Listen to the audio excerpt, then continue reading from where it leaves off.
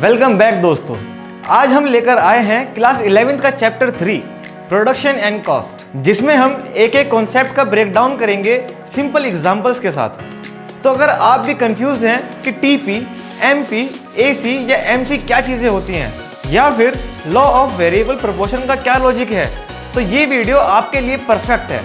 तो चलिए शुरू करते हैं बिना टाइम वेस्ट करे।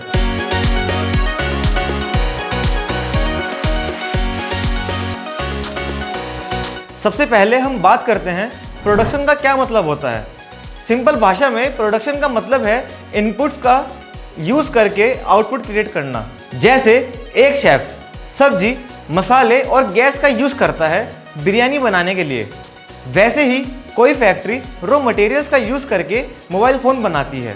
यहाँ पे हम इनपुट्स को कहते हैं फैक्टर्स ऑफ प्रोडक्शन, जिसमें 4 चीजें आती हैं: लैंड, जमीन या नेचुरल रिसोर्सेज, लेबर, वर्कर्स जो काम करते हैं, कैपिटल जैसे मशीनरी, टूल्स या पैसा, एंटरप्रेन्योर जो सब कुछ प्लान करता है और मैनेज करता है। ये सब मिलके आउटपुट बनाते हैं, यानी गुड्स या सर्विसेज देते हैं। अब बात करते हैं 3 इंपॉर्टेंट कॉन्सेप्ट्स की जो हर प्रोडक्शन प्रोसेस में यूज होते हैं।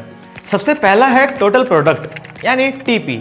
टीपी का मतलब होता है टोटल आउटपुट जो आपने प्रोड्यूस किया किसी इनपुट से। चलिए एग्जाम्पल से समझते हैं। अगर 3 वर्कर्स मिलके 60 शर्ट्स बनाते हैं तो आपका टीपी होगा 60 शर्ट्स। दूसरा है average product AP. AP is equal to TP upon number of input units, यानी पर वर्कर का एवरेज प्रोडक्टिविटी क्या है।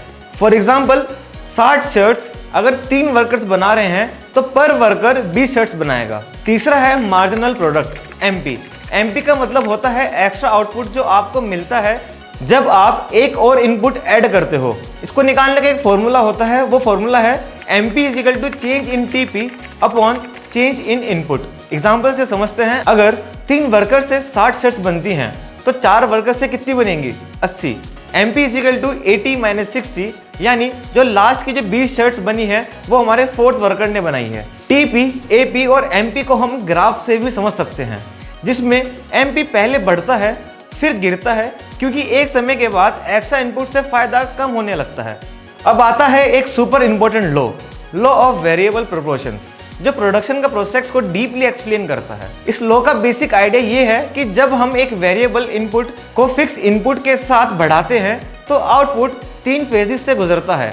सबसे पहला होता है increasing returns to a factor. MP बढ़ता है और हर नए वर्कर से आउटपुट ज़्यादा मिलता है, क्योंकि टीम कोऑर्डिनेशन बढ़ता है तो मशीन्स का प्रॉपर यूज होता है। दूसरा है diminishing returns to a factor. MP गिरने लगता है, हर नए वर्कर से थोड़ा कम आउटपुट मिलता है, क्योंकि क्राउडिंग होने लगती है, रिसोर्सेज लिमिटेड हो जाते हैं। तीसरा है नेगेटिव रिटर्न्स। MP नेगेटिव हो जाता है, यानी एक्स्ट्रा वर्कर प्रोडक्टिविटी को कम कर देता है, काम में रुकावट होने लगती है और जगह भी कम पड़ जाती है। चलिए एक रियल लाइफ एग्जांपल से सोचो कि एक छोटी चाय की टपरी है, 2 से 3 लोग वहां परफेक्ट काम करते हैं, लेकिन 7 या 8 लोग आ गए तो जगह ही नहीं बचेगी और आउटपुट गिरने लगेगा। अब चलते हैं कॉस्ट की दुनिया में, जो प्रोड्यूसर के लिए सबसे ज्यादा इंपॉर्टेंट होती है। सबसे पहला सवाल है टाइप्स ऑफ कॉस्ट। सबसे पहला होता है फिक्स्ड कॉस्ट। ये वो कॉस्ट होती है जो प्रोडक्शन हो या ना हो चेंज नहीं होती, जैसे फैक्ट्री का रेंट, मशीनरी का लोन। दूसरा है वेरिएबल कॉस्ट। ये कॉस्ट आउटपुट के साथ चेंज होती है, जैसे रॉ मटेरियल्स या डेली वेजेस। तीसरा है टोटल कॉस्ट। टोटल कॉस्ट होती है हमारी fixed cost plus variable cost. उसके बाद है एवरेज और मार्जिनल कॉस्ट। एवरेज कॉस्ट क्या होती है? AC is equal to TC upon output, यानी हर यूनिट पे कितना कॉस्ट आया। उसके बाद है मार्जिनल कॉस्ट। मार्जिनल कॉस्ट होती है change in TC upon change in output, यानी एक एक्स्ट्रा यूनिट बनाने का एक्स्ट्रा खर्चा कितना होगा। चलिए एक एग्जांपल से समझते हैं। अगर 100 यूनिट बनाने में 1000 रुपये लगते हैं और 101 यूनिट बनाने में 1020, तो हमारा MC 20 रुपये हो जाएगा।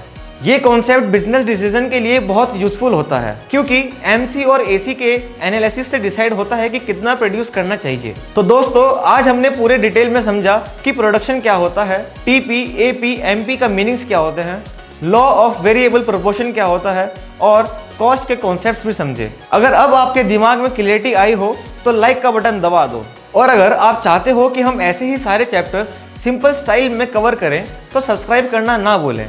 और हाँ, कोई भी कंफ्यूजन हो तो कमेंट्स बॉक्स में लिखो, मैं पर्सनली रिप्लाई करूँगा।